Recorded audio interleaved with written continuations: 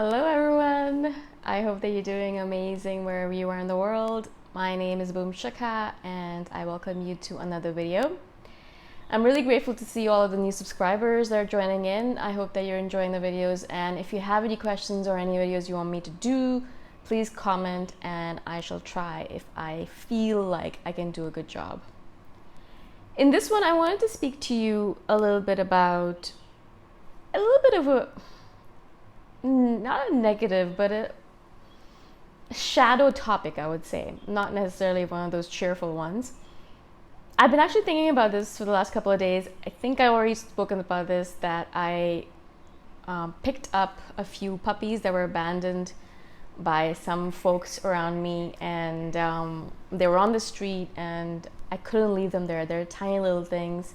I was worried that they'd be hit by a car, and it happens all the time that animals are hit by cars and die, particularly puppies and kittens. I've seen so many of them on the side of the street, so I decided I'll take them in.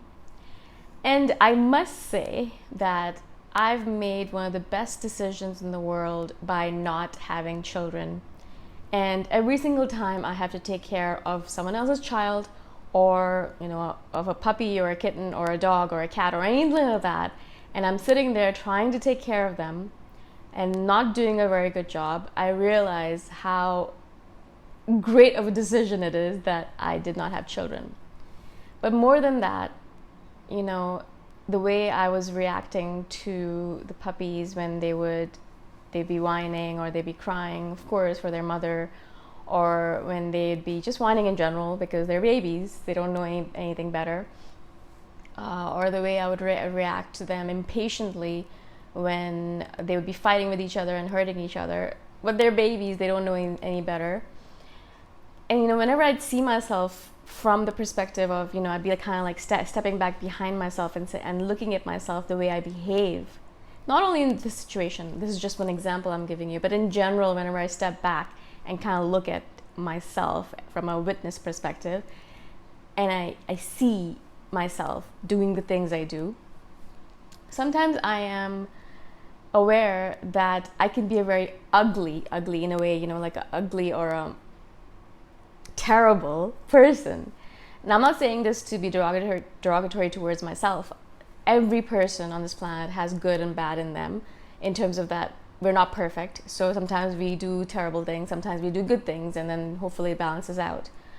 And I was trying to do a good thing by taking in these puppies, but I also sometimes I'd look at myself the way I was treating them. I would never beat them or hurt them in any way, but sometimes the way I was kind of treating them impatiently, I'd look at myself and think, you are not at your best right now.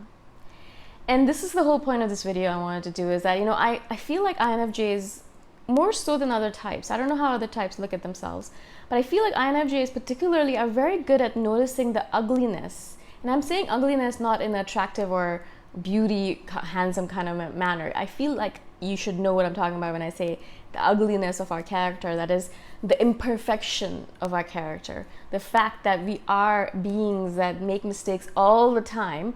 And because we're so aware of all of these mistakes and we calculate them and we write them down, we're constantly thinking about it and we're constantly going over it over and over again in our minds, I feel like we're very good at noticing our ugliness, our imperfections, latching onto it, and then using it as a way to either improve ourselves, because now I'm looking at myself and thinking to myself, oh wow, okay, cool, good, I was not a mother, good, I am not a mother, good, I didn't have children.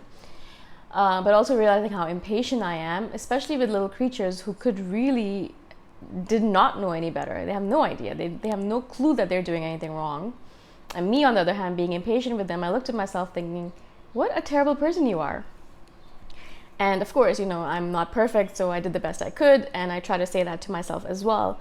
But as I said, INFJs are very good at seeing the ugliness within themselves and the imperfections, however you want to call it. I feel like ugliness is a very all-encompassing term.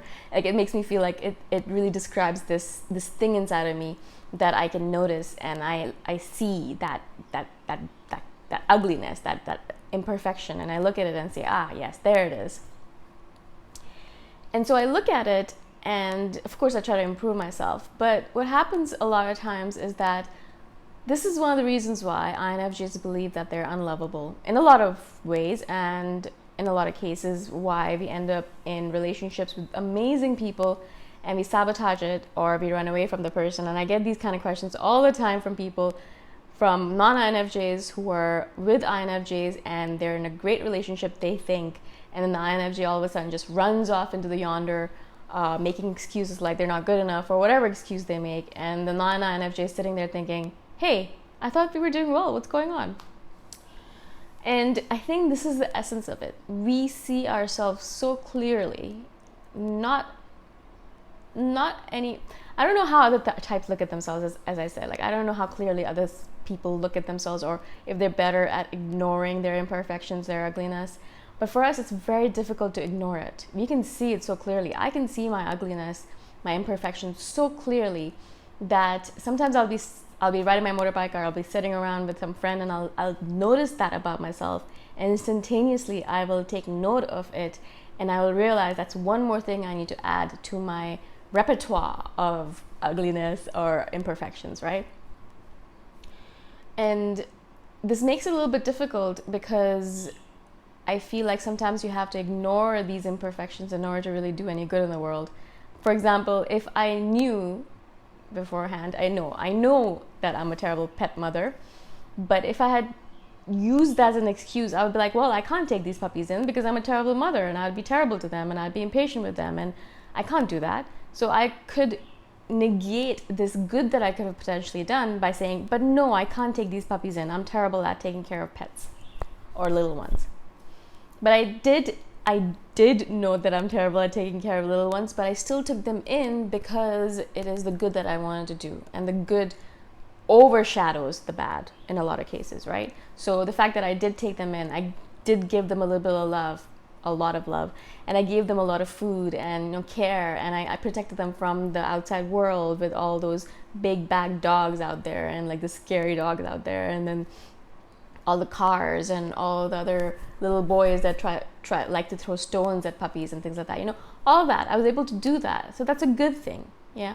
But if I let my imperfections dictate, my ugliness dictate every action that I take, I'd literally be sitting here doing nothing. And that's what happens to a lot of INFJs. We end up in these states of paralysis, or these states of inactivity, of this kind of inertia where we just sit there and we're not able to do anything. We're like, we want to get into a relationship with this person, but we can't. We want to go to university because we think it'd be good for us, but we can't. We want to take this new job, or we want to apply for this new job, but we can't, because we see our imperfections so clearly. Because we see that, oh, but I'm not good enough for this reason.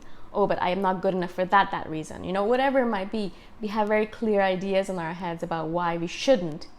And we don't actually like to look at the other side for all the reasons we should, right? And that's what I try to do in this scenario, where I was like looking at the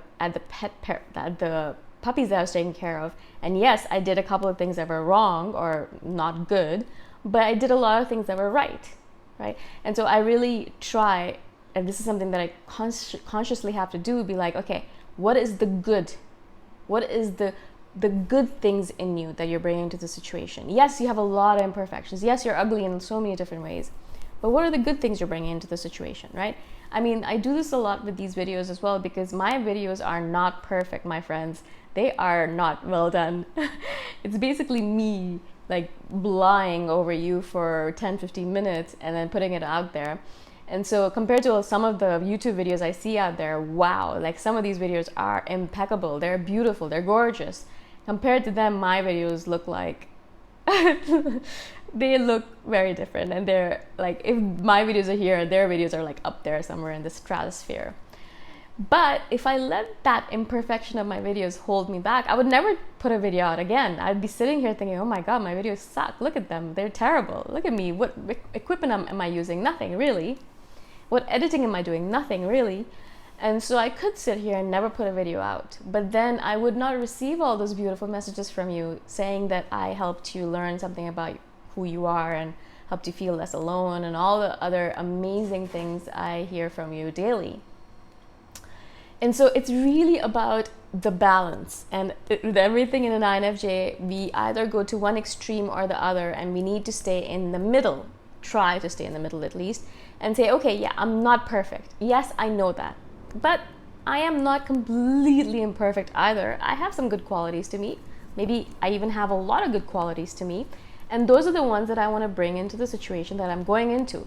Yes, I'm not perfect at being in a relationship, but I'm also really good at this, and this is what I can bring to the relationship. Yes, I'm not the perfect employee, but these are all the beautiful things I bring to the organization I work at. And so this is what I'm going to be looking at. Yes, you can look at your imperfections, and INFJs are very good at doing that, but you should also balance it out by looking at your beauty. You have ugly bits to you, yes, but you have a lot of beautiful bits too. Don't ignore those because you're always thinking about your ugly bits. And yes, I do that too, and I'm really trying not to do that. And this is one of the reasons why I wanted to do this video, is because I really started getting very upset with myself looking at how ugly I was in the way I behaved with these puppies in a couple of situations, not all the time. And then I started looking at it and saying, okay, well, but what about all the good things? And I had completely negated all of the good, nice, kind things I did for themselves, for the puppies, and just focused entirely on those two situations where I was impatient with them. And this is what INFJs, as I said, do. So we really have to balance our ugliness out and say, okay, yes, I am not perfect, but I'm also not imperfect. I have both of these sides to me. What am I going to bring to the situation? How can I look at my goodness as well as my ugly sides? I hope this makes sense. When I was thinking about doing this video, it made total sense in my head, but sometimes it doesn't translate into the real world. But hopefully you were able to understand.